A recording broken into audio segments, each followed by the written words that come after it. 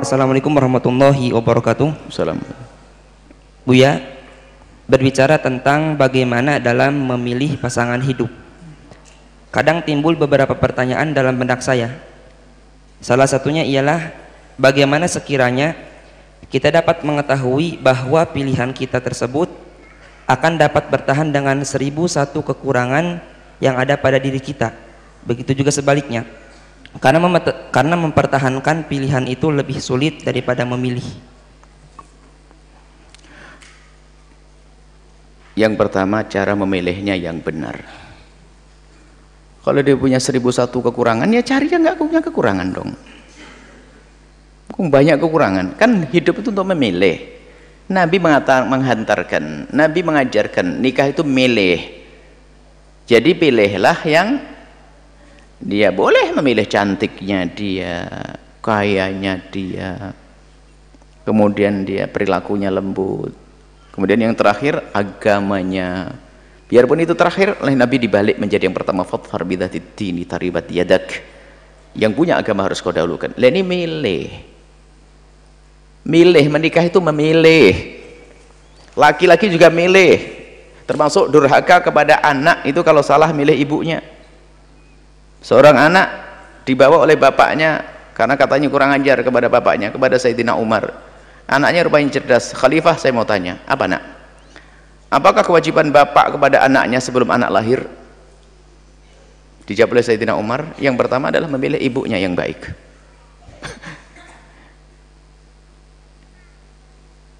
Bapak saya tidak pernah memilihkan ibu yang baik untuk saya. Asal perempuan dinikahi.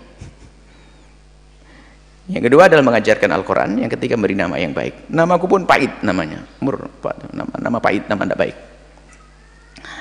Jadi memilih itu penting. Nah, kalau sudah memilih, yang repot itu tidak memilih, terlanjur cinta. Kalau sudah terlanjur cinta, gula Jawa rasa coklat. Ya orang bahlul, gula Jawa rasa coklat.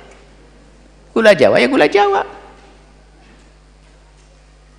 Bahkan dulu pernah ada kotoran kucing rasa coklat. Aneh banget ini.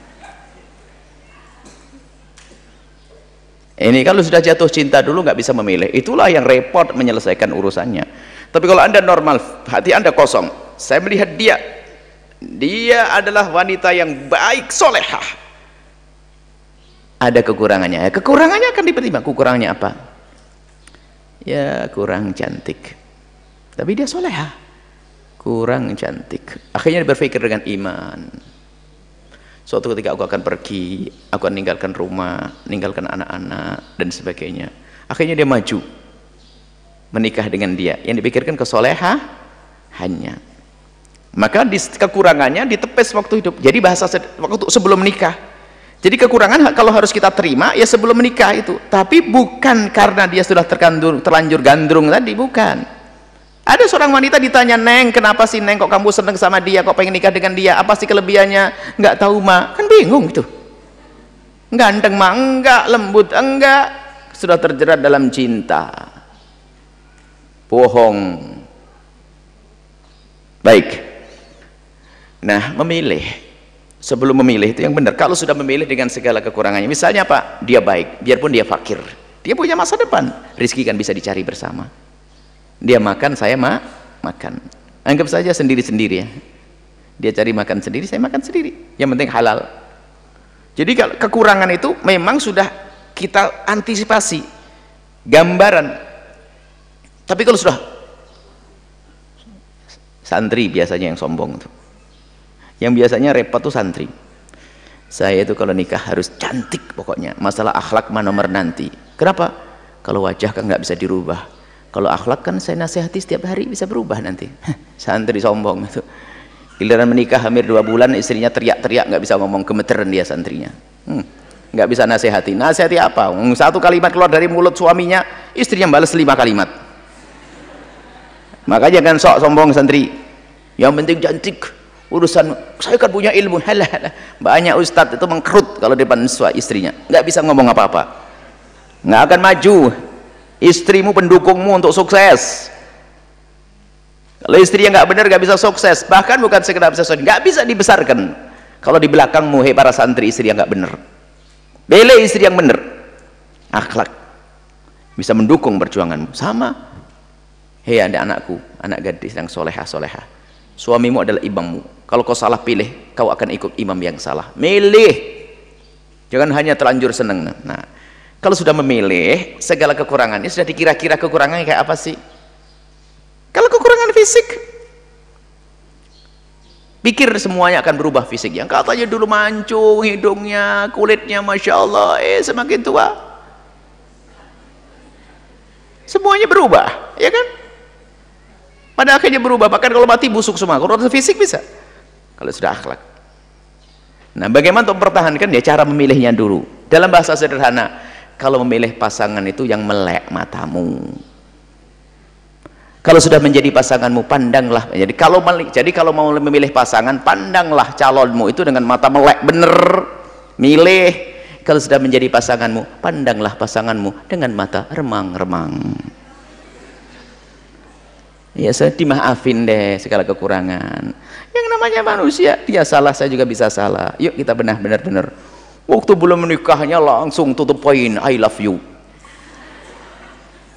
Aku padamu yang setiap malam gak bisa tidur, suka begadang dia, bukan karena cinta dia.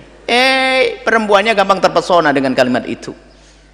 Jatuh cinta, menikah tanpa kriteria pernikahannya, ribut, bingung, punya 1001 kekurangan, full kekurangan.